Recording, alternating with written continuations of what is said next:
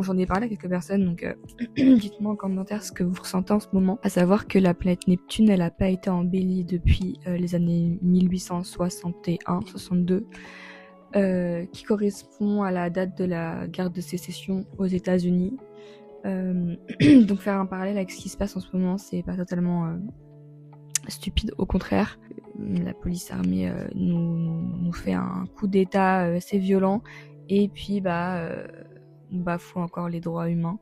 La planète Neptune, cette planète qui arrive en bélier là, elle nous parle beaucoup de notre partie de spiritualité intérieure en fait, d'idéologie avec le bélier, là où avant au poisson on était plus dans la douceur, dans la compassion, dans la spiritualité inclusive. Là on va vraiment être plus dans l'affirmation, la brutalité, on va littéralement tout défoncer, et en fait pour le meilleur ou comme pour le pire, sans vouloir être dramatique, mais en fait si, parce que littéralement c'est dramatique en fait, ça commence à être vraiment très très inquiétant, même si ça a été déjà. Je vais vous lire un passage de mon cours d'astrologie que j'avais, ma formation que j'ai passée en 2025. Neptune indique donc les failles de la structure de l'ego et de la personnalité.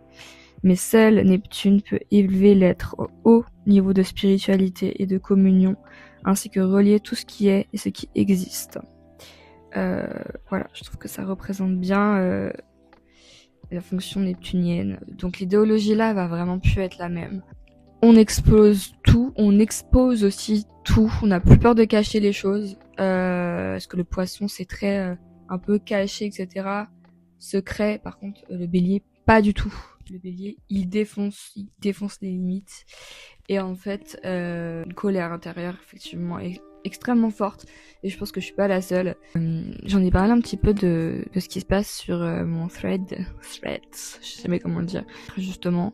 Ça fait un petit peu flipper certaines réponses. En fait, je pense qu'il y a un niveau où pour montrer l'exemple, faudrait montrer en fait comment battre le mal plus par l'exemple que par les armes, au lieu de vouloir être le pays le plus puissant, fort, se faire respecter par la violence. C'est pas respecter nos frères d'une autre mère, pas parce qu'ils sont dans le pays qu'ils sont différents de nous, et en fait montrer l'exemple, par l'exemple, dans l'action, et pas par la violence, et pas par les armes. En fait, je trouve ça tellement important, parce que ça soit socialement ou physiquement, psychologiquement, de part et d'autre, tous les ans au final, on fait pas forcément le poids si on n'éveille pas en fait ce côté consciencieux. Et ça c'est valable pour les personnes qui sont françaises, américaines, du monde entier en fait, solidaires. Si on n'éveille pas notre solidarité, notre fraternité, si on n'éveille pas notre conscience de l'importance de la vie, de la terre, des priorités, de la santé, des troubles en fait que les personnes colonisées peuvent aussi avoir vécu sur des décennies, sur les territoires qui ont été pillés, sur des âmes qui, juste pour se rebeller, n'ont rien eu d'autre comme moyen que de la violence. Un exemple de comportement, parce qu'on sait très bien, les États-Unis, ça a toujours été un exemple. C'est pas pour rien que la culture américaine, que la culture, mais pas seulement, les habitudes de vie, les marques, etc., proviennent des États-Unis.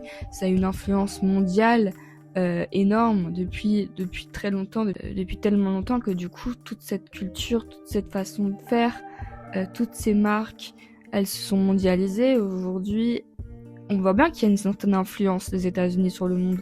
On voit bien que ce qui arrive aux États-Unis souvent arrive ensuite en Europe, notamment en France.